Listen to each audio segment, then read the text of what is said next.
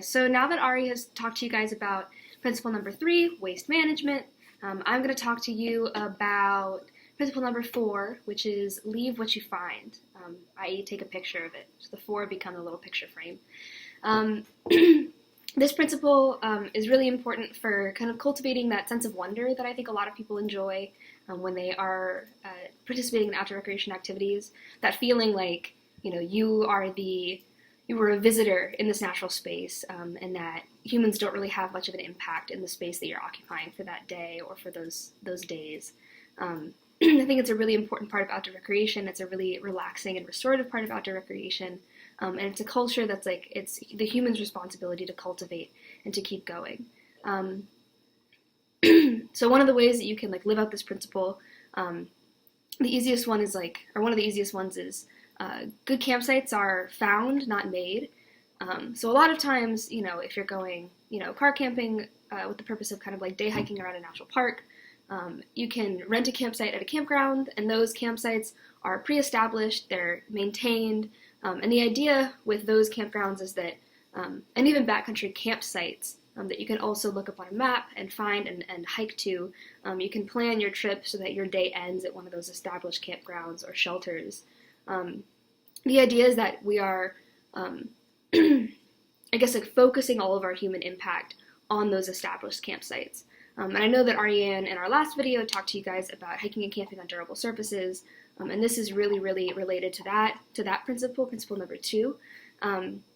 But I guess the idea is to concentrate all of your impact into one campsite as opposed to kind of picking and choosing whichever campsite you want, and then having like a lot more dispersed impacts. I know that for me, it's always really disheartening when I'm out on a long hike and I look, you know, to my left, just off trail, and I can see a firing from somebody who has spent the night there, either recently or a long time ago.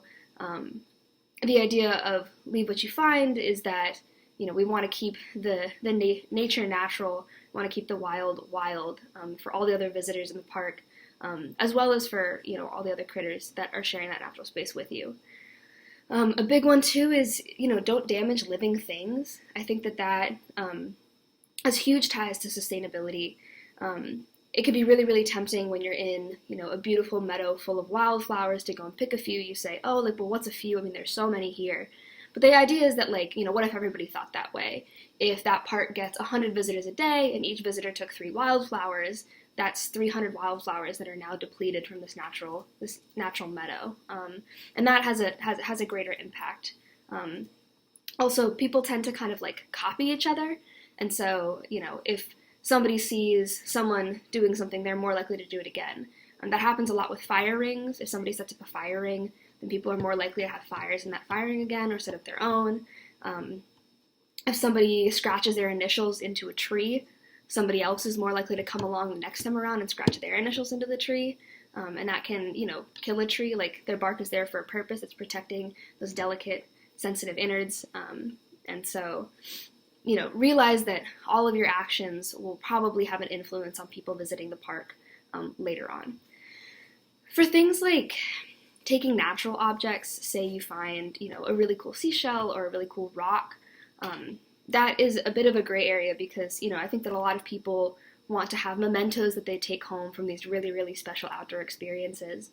But it's important to realize that the animals that live in that area most likely use a lot of those resources for their own purposes, for shelter, for tools, for food, you know, whatever they need to use it. And so when you take a natural object from a natural area, you are most likely depriving some species in that area of a natural resource that they use to survive.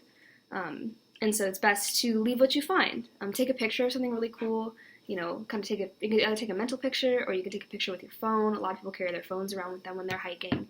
And that will be the most sustainable, most leave no trace way to document that experience and carry that memento with you. You can also probably find a gift shop and get a memento from there that reminds you of that experience, and you can call that to mind later on, as opposed to keeping something physical with you.